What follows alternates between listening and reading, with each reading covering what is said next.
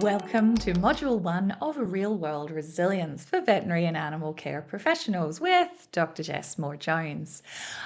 This module is effectively an introduction. While that might not sound very interesting to listen to, I do hope that you'll find that it sets the scene for why we're even here in the first place. Because if we don't have a really good goal or context for what we're trying to achieve, then it doesn't really help us actually make sure that we're taking away the right stuff. So what are we going to talk about in Module 1? Are you in the right place? Is this the right course for you? Why are you here? Should you be here? Is this worth your time and investment? Because we all know that our time and our energy is one of, if not the single most important resource we have available to us. I'm going to pitch you some bad news, some uncomfortable news that a lot of people want to resist me on, and hopefully then recover that with some good news.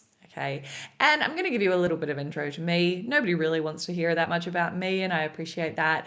Only to give you the context that I do understand where you're at. I am not a generic psychology student here to talk to you about unrealistic things that aren't really appropriate for our profession. I can promise you that I know where we're coming from. So, getting kicked off, are you in the right place? The big question here is, do you want to invest the next few hours of your life in learning some of this stuff? And I mean, my simple answer to that is always going to be yes. If you are here either because you have gone down some Google search rabbit hole of finding some tools in real world resilience for our profession, then clearly there's something not feeling quite right for you. And it is important to know that there are going to be many, many ways that are going to help you, and only some of the tools here might be the ones that really hit home for you.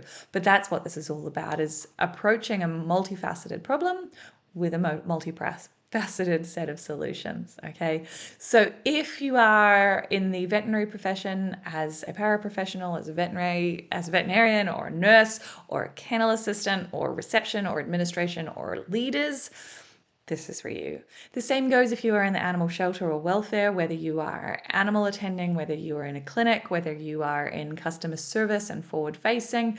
This work is really about helping you feel like you're not alone. Okay, these problems are real. These problems do exist everywhere. It is not just you. It is certainly not just your organization. Okay.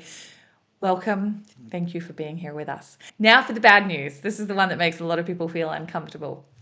The bad news, I'm afraid to say, before we get into all of this content, is that 90% of your experience of this profession is up to you.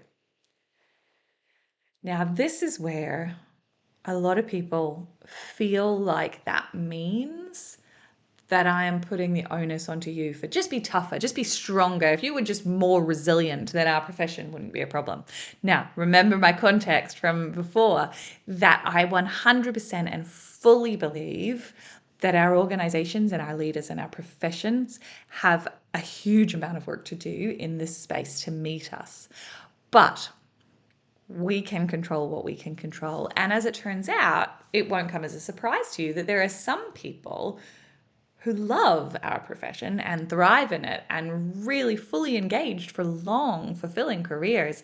And there are people who find this profession to be overwhelming and frustrating and, not sustainable.